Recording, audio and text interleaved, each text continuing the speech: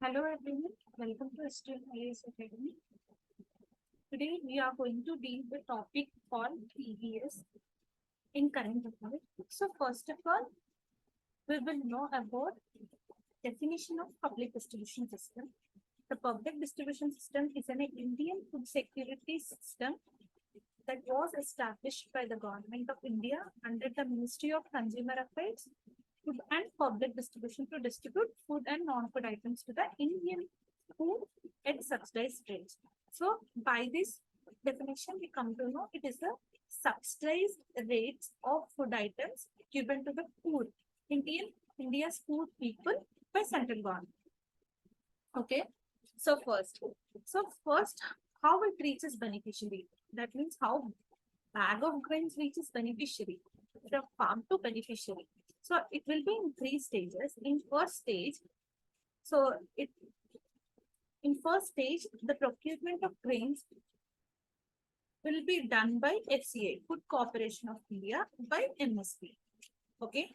So in this stage, grains by farmer is given to the Food Corporation of India. In return, Food Corporation of India gives MSP to the farmers. So in this step one, FCA procures grains by MSP. So in next stage, what will happen in second stage? So food grains are allotted to state by FCA. So in the second step, the food grains are allotted to the state depending on the number of beneficiaries of the states. Okay.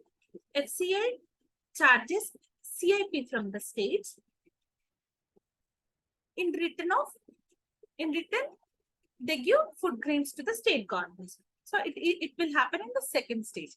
And in third stage, the food grains will reach us to the state government godowns, and from state government godowns, it will go to the fair price shops. And from fair price shops, it reaches to the beneficiary.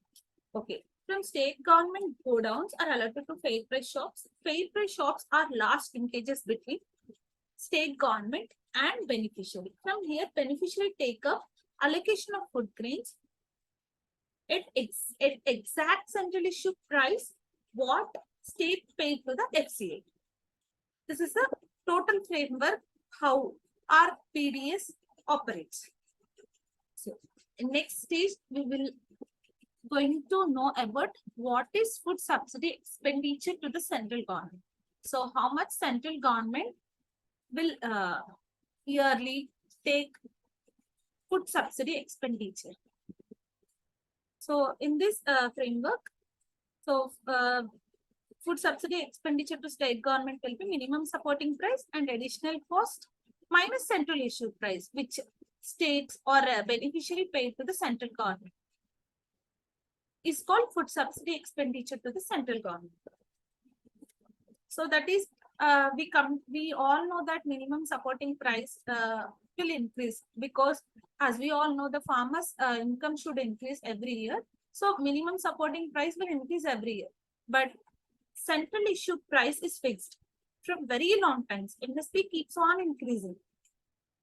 And central issue price is fixed.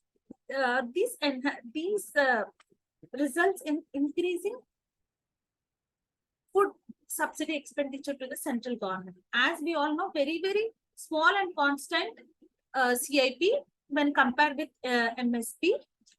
This results in a huge burden of food subsidy expenditure to the central government. So additional costs include transportation cost and storage cost.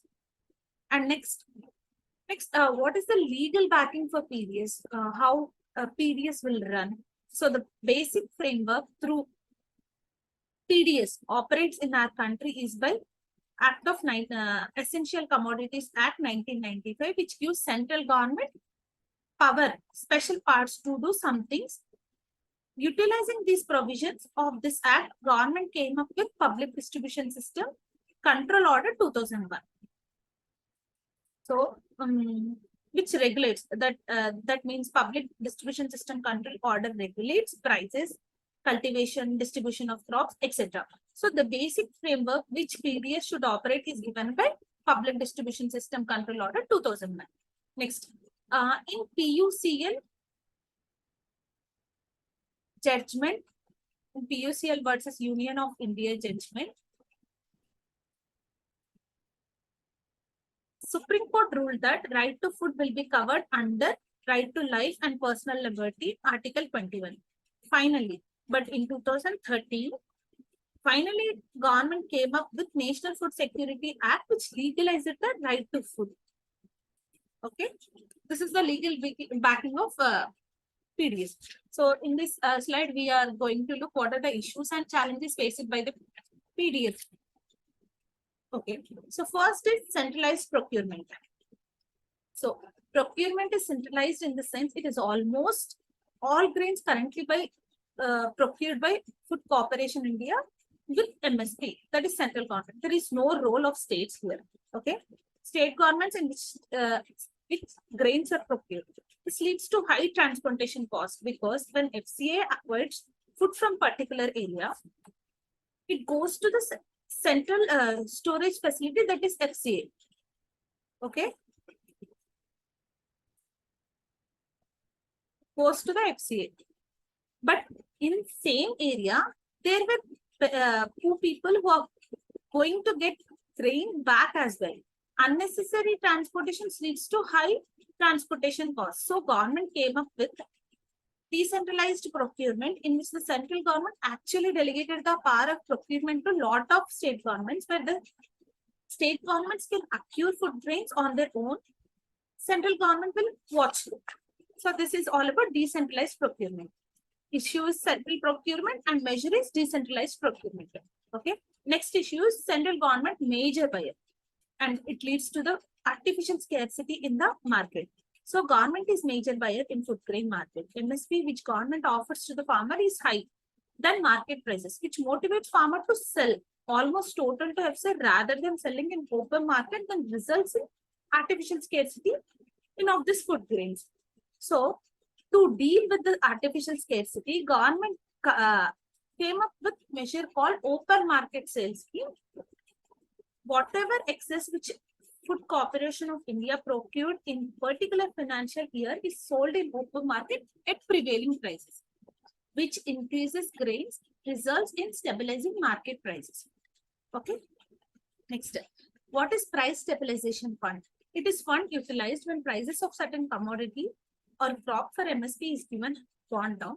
The government utilizes this fund in acquiring or to procure extra food grains from market. This acquisition from side of government increases demand and hence prices increases.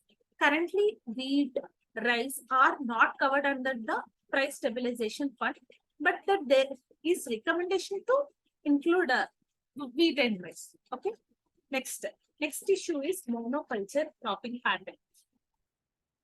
So by procuring lot of grains by the Food Corporation of India and only crops which farmers producing is today is like, so only if some crops due to the MSP which for government offers to the farmers. It is induced only single cultivation of crops in larger crops has impacted cropping pattern. Reason, farmers more likely to take only the food grains and crops for which they can be assured of assured return, that is MSP. So government of India taken reforms to include more crops under the MSC regime, that more and more crops get equal treatment as far as prices are concerned. Okay, this is equal treatment of other crops. So the issue is monoculture, and the measure taken by the government is equal treatment of other crops also. Next, higher procurement. Because of open-ended procurement policy, procurement of higher quantity of grains lead to the massive stocks in the godowns of FCA. Okay. Reason is open-ended policy. That is, central government kept obligation on FCA to buy food crops for which government releases MSP. Farmers approaches irrespective of targets and opportunity. Growing demand. So this resulted in the growing demand for scrapping of open-ended procurement policy. Okay. Next is storage. So massive stocks results in storage problem, not enough space, lack of scientific approach of storage. This results in the wastage, results in routing of grains also. So government came up with the solution of private enterprises government guarantee scheme. So in this, companies or entrepreneurs to come up with the godowns, technologically advanced godowns in rural areas, they are being provided with various kinds of incentives to set up godowns. This is private enterprises guarantee scheme, which introduced by the central government. The next, there are issues in the distribution also, that is inclusion and exclusion errors. So for this errors, for this one, government came up with end-to-end computerization. DBT for food subsidy is also one of the measure, but it wasn't successful. And other one is one nation, one ration. These all the issues and challenges of PDS. Thank you.